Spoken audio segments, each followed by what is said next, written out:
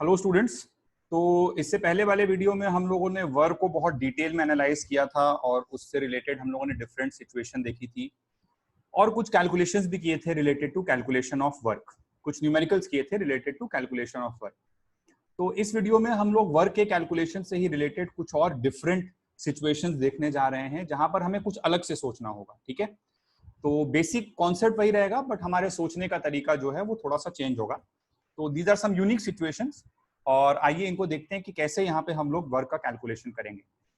तो first problem हम लोगों को दिया हुआ है that 13.1 gram of zinc reacts with sufficient amount of dilute HCl। तो जिंक की HCl के साथ रिएक्शन हो रही है। क्या रिएक्शन होती है आपको पता होना चाहिए, अगर नहीं पता है तो एक बार मैं लिख भी देता हूँ। Zn solid plus 2 HCl aqueous.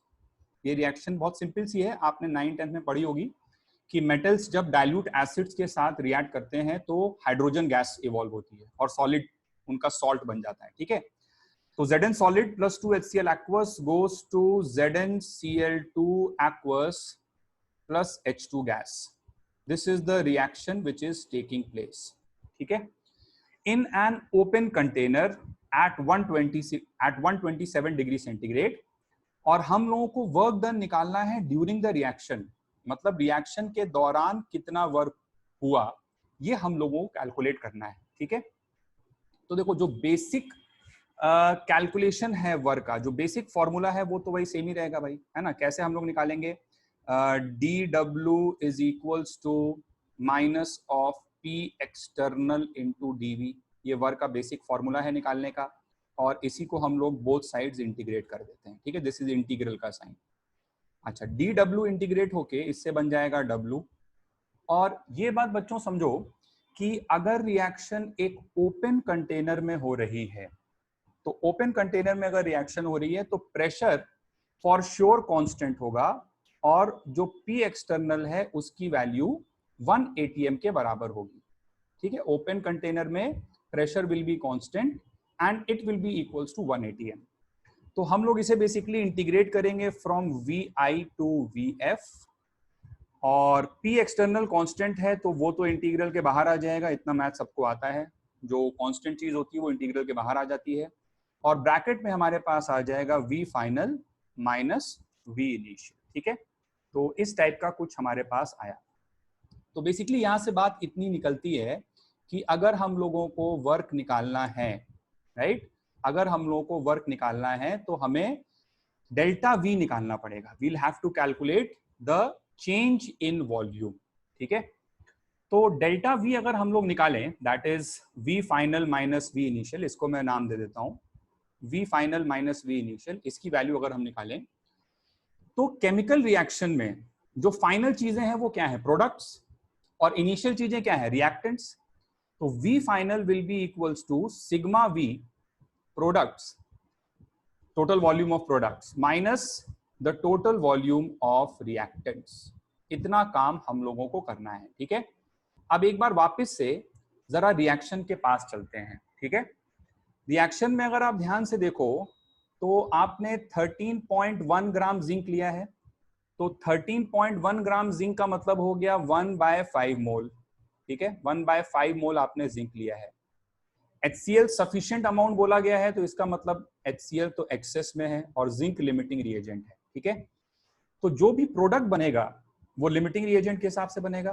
तो ZnCl2 के बनेंगे 1/5 मोल और H2 के बनेंगे 1/5 मोल। ठीक है, तो ये मैंने सभी रिएक्टेंट्स के कितने कितने मोल्स बनेंगे उसका कैलकुलेशन किया। अब यहाँ पे एक बात समझने की कोशिश करिए कि हम लोगों को total volume of the products करना है। तो total volume of the products मतलब हो गया कि ZnCl2 के 1/5 मोल का वॉल्यूम प्लस हाइड्रोजन के 1/5 मोल्स का वॉल्यूम। ठीक है, total volume of the products का मतलब होगा वॉल्यूम ऑफ ZnCl2 जितना भी बना है plus the volume of H2 जितना भी बना है। अब ये बात समझो कि ZnCl2 एक एक्वस स्पीसीज है, मतलब सॉल्यूट है जो डिसॉल्व्ड है पानी में। ठीक है, और H2 जो है वो एक गैस है। This is the total volume of products minus the volume of Zn solid, reactant का कर रहे हैं तो Zn सॉलिड जितना भी लिए थे minus the volume of HCl aqueous। अब बच्चों यहां पर एक बहुत इंपॉर्टेंट पॉइंट जो आप सभी को समझना है वो ये है कि इस क्वेश्चन में ऐसा कोई भी डेटा नहीं दिया हुआ है जिसकी मदद से, जिसको यूज करते हुए आप इन सारी चीजों का वॉल्यूम निकाल सको। ठीक है, मैं बात कर रहा हूं ZnCl2 aqueous की या Zn solid की या HCl की, ऐसा कोई डेटा नहीं दिया। देखो ये सब सॉलिड्स हैं या सॉल्यूट्स हैं, लिक्विड्स हैं बेसिकली, तो इनका वॉल्यूम निकालने के लिए कुछ डेंसिटी वगैरह हमको गिवन होना चाहिए ना, लेकिन क्वेश्चन में तो ऐसा कोई डेटा गिवन नहीं है। मतलब कहीं भी दूर दूर तक सॉलिड की डेंसिटी और सॉल्यूशन की डेंसिटी का कोई जिक्र नहीं है। ठीक है, तो उसको हम निकाल तो सकते नहीं है। लेकिन अगर हम लोग एक बात याद करें, हमने गैसियस स्टेट में ये पॉइंट कई बार सुना है, that volume of gas is much much greater than the volume of solid and the volume of liquid. ऐसा हम लोगों ने सुना हुआ है। तो हम लोग अब क्या करेंगे, यहाँ पे इस कॉन्सेप्ट का यूज करेंगे। दैट इज, एक जो हमें यहाँ पर गैस दिखाई दे रहा है वो सिर्फ और सिर्फ कौन है, हाइड्रोजन। उस गैस का वॉल्यूम बाकी सब लिक्विड, भाई एक्वस मतलब सॉल्यूट है, डिसॉल्व्ड इन वाटर है, सॉल्यूशन है, तो लिक्विड हो गया, और सॉलिड और लिक्विड के कंपैरिजन में बहुत ज्यादा होगा। मतलब इनका वॉल्यूम नेग्लिजिबल होगा, ऐसे समझो आप। ठीक है, तो इनका वॉल्यूम अगर नेग्लिजिबल होगा तो ये सब चीजें बहुत छोटी छोटी हैं, तो इस एक्सप्रेशन को हम लोग approximately volume of H2 gas के बराबर ही लिख सकते हैं। ये बात आपको समझ में आ रही? तो डेल्टा V कितने के बराबर आ गया? डेल्टा V आ गया the volume of H2 gas. इतना काम हम लोगों ने किया। अब यहां पर क्या है कि बहुत आसानी से आगे की बात बढ़ जाएगी। ठीक है, आगे की बात कैसे बढ़ेगी अब भाई? तो अब हम लोग को क्या करना है, नेक्स्ट काम हमको ये करना है कि हमको 1/5 मोल हाइड्रोजन बना था। ठीक है, तो हम लोग सिंपली क्या करें कि हाइड्रोजन का वॉल्यूम निकाल दें। और हाइड्रोजन का वॉल्यूम कैसे निकालेंगे, nRT अपॉन P करके। ठीक है, nRT upon P ideal behaviour gas का वॉल्यूम निकाल सकते हैं। तो number of moles of hydrogen था 1/5, R की वैल्यू 1/12, टेम्परेचर की वैल्यू हो गई 127 मतलब 400 केल्विन। ठीक है, तो 5 8 40, तो ये 80 टाइम्स कट जाएगा, और प्रेशर तो 1 ही है तो प्रेशर 1 से डिवाइड कर दिए, तो 5 से ये कटेगा 80 टाइम्स, तो 80/12 will be equals to 20/3 litres. This dear friends will be the volume of what, the hydrogen gas जो बना। तो अगर इतना है हाइड्रोजन का वॉल्यूम, तो अब W कितने के बराबर हो जाएगा, -P एक्सटर्नल जो कि 1 ATM के बराबर है, इंटू डेल्टा V जो कि 20/3 लीटर्स के बराबर है।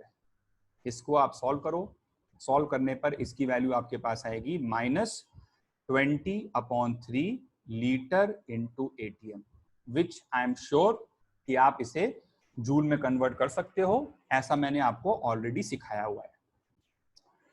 ऑलराइट स्टूडेंट्स, तो आइए एक नेक्स्ट बहुत ही अच्छा क्वेश्चन देखते हैं।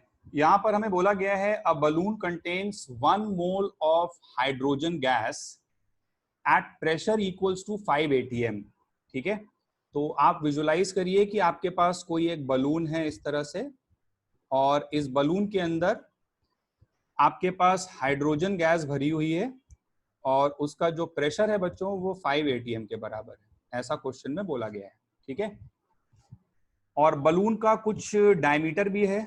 ठीक है, the diameter of the balloon बोला गया है, जो बलून का डायमीटर है। ठीक है, ये मान लो डायमीटर वाली लाइन है, तो diameter of the balloon is equals to 1 metre initially. ठीक है, अच्छा आगे पढ़ते हैं। Hydrogen gas is isothermally filled in the balloon. इस बलून में कोई ओपनिंग होगी जिससे हम लोग इसके अंदर हाइड्रोजन गैस को फिल कर रहे हैं। आइसोथर्मली मतलब टेम्परेचर कांस्टेंट रखते हुए, such that at any time the pressure is directly proportional to diameter of the balloon। मतलब आप हाइड्रोजन गैस इस बलून में फिल करते जा रहे हो। ठीक है, तो ऑब्वियस ही बात है कि बलून का साइज बढ़ता जाएगा। ठीक है, एक्सपैंड करता जाएगा बलून, लेकिन प्रेशर कांस्टेंट नहीं है।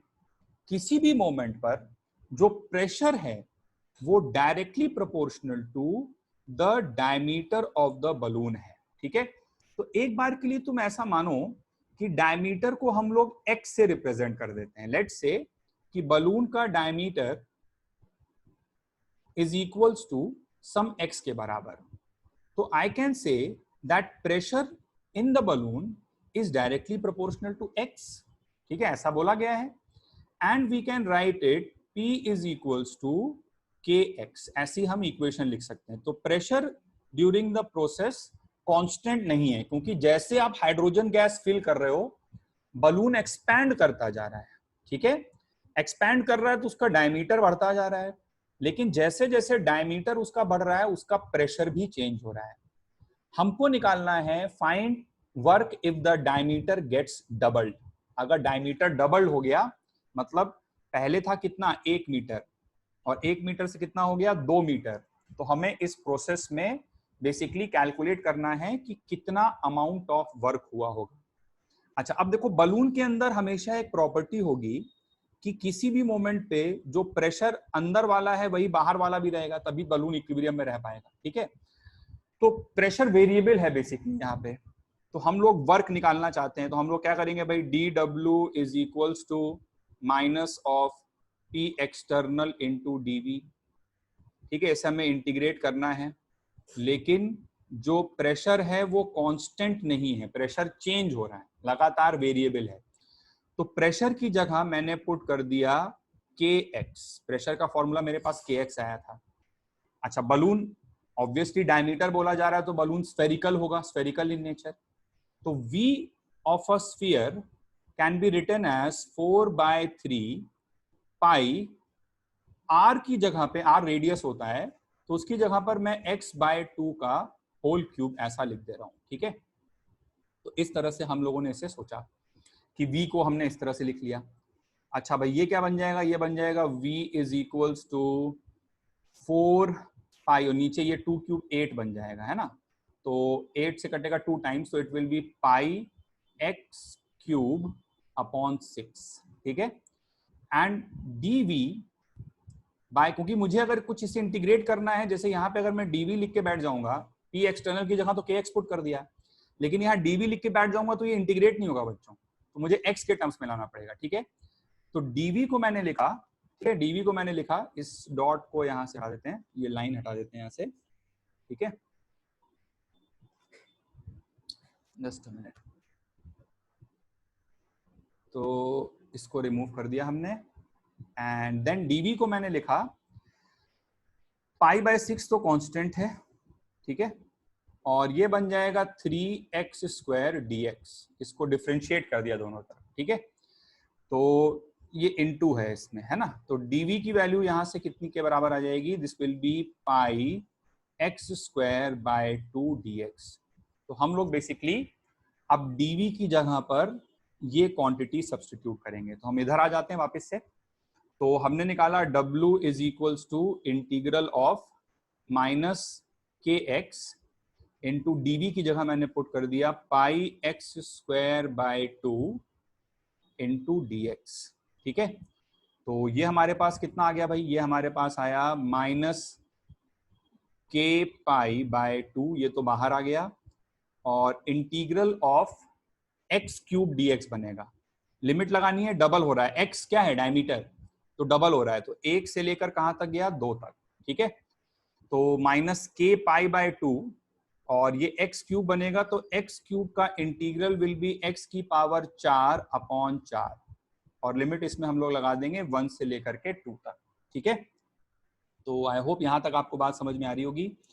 आगे बढ़ते हैं थोड़ा सा, तो फर्दर इसको अगर थोड़ा सा और आगे अगर हम लोग सॉल्व करें, जस्ट अ मिनट, तो इसको अगर थोड़ा सा और आगे हम लोग सॉल्व करें तो ये क्या बनना चाहिए भाई, अब ये बन जाएगा, इसमें हम लोग सारी लिमिट जब पुट कर देंगे तो it will B minus of k π/2 और ये बनेगा 2 की पावर 4 16 और 1 की पावर 4 तो 1 ही रहेगा, तो 15/4 ऐसा आएगा ये।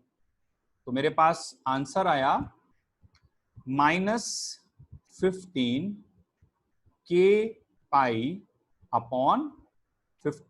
π/15 ऐसा हमारे पास आंसर आ रहा है। लेकिन आंसर हम लोग इस फॉर्म में नहीं छोड़ेंगे, है ना, क्योंकि यहाँ पर अभी k की वैल्यू हम लोग निकाल सकते हैं। याद करिए जरा, क्वेश्चन में पीछे जाइए वापस से, तो k क्या था? k था p is equals to kd, ऐसा हमने रिलेशन निकाला था। और इनिशियल पॉइंट पर अगर आपको याद हो तो हमें p की वैल्यू भी पता है और d की वैल्यू भी पता है। तो इनिशियल पॉइंट पर अगर हम दोनों चीजें जानते हैं तो हम k निकाल सकते हैं। इनिशियल पॉइंट पर p कितना था? 5 atm, और d कितना था? 1 मीटर। ठीक है, d was equals to what? d was equals to 1 metre. ठीक है, तो d की वैल्यू हमारे पास 1 मीटर के बराबर थी। तो अगर हम लोग इस कैलकुलेशन को फर्दर करें, d की जगह पर हम 1 मीटर पुट कर दें, तो यहां से हमारे पास k की वैल्यू आएगी 5 atm और मीटर इनवर्स, ऐसी k की वैल्यू आ रही है। ठीक है, तो अब ये w हमारे पास आया था -15k पाई बाय 8। तो इसको अगर आगे आप फर्दर सॉल्व करो तो k की जगह पे आप पुट कर दो कितना? 5। k की वैल्यू आपके पास कितनी आई है? 5 के बराबर आई है। ठीक है, तो इस k की जगह पे 5 पुट करोगे तो ये आंसर आ जाएगा -75 पाई बाय 8। अच्छा, यूनिट क्या आएगी इस केस में? ठीक है, यूनिट फिर से देखो ध्यान से ना, this is careful. Litre ATM मत बोलना, देखो ध्यान से देखो, तुमने ये जो वॉल्यूम है इसको तो तुमने मीटर में ही डाला है, तो ये तो मीटर क्यूब में आएगा। समझ रहे हो बात को? जैसे ये लेंथ है ना, ये मीटर है। ठीक है, तो ये आ जाएगा मीटर की पावर, एक्स की पावर 4 है, तो एक्स की पावर 4 बेसिकली क्या होगा? मीटर की पावर 4। 1 मीटर 2 मीटर डाल लो ना वहां पे। और के की यूनिट आई है एटीएम अपॉन मीटर, है ना? तो इस टाइप की सिचुएशन बन रही है, एटीएम अपॉन मीटर, ये के की यूनिट है, इनटू मीटर की पावर 4। ठीक है, सो दिस इज इंपॉर्टेंट कि यहां पर अगर हम वर्क की यूनिट देखेंगे तो it will be ATM into metre cube. और इसको अगर एसआई यूनिट में कन्वर्ट करना है तो सिर्फ एटीएम को तुम एसआई में करोगे, ये तो एसआई में है ही है। मतलब यहां पे तुम किससे मल्टीप्लाई करोगे? यहां पे तुम मल्टीप्लाई कर दोगे 1 एटीएम इज इक्वल्स टू 10 की पावर लगभग 10 की power 5 newton per metre square.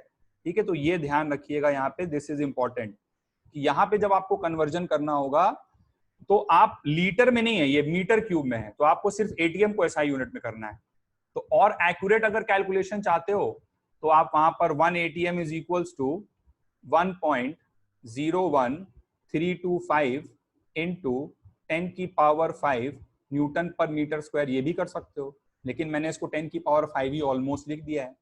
ठीक है, तो इसको 10 की पावर 5 से मल्टीप्लाई करेंगे तो जूल में आ जाएगा, यहाँ पे 100 से मल्टीप्लाई नहीं करेंगे। ठीक है, तो आई होप ये दो बहुत अच्छे क्वेश्चन थे, दोनों ही आपको समझ में आए होंगे। And that completes in totality the calculation of work. जितना भी मेरे पास पढ़ाने के लिए था मैंने पढ़ा दिया है। अब इसके बाद अगर आपको और सीखना है तो आप इस पे और न्यूमेरिकल्स प्रैक्टिस करिए खुद से।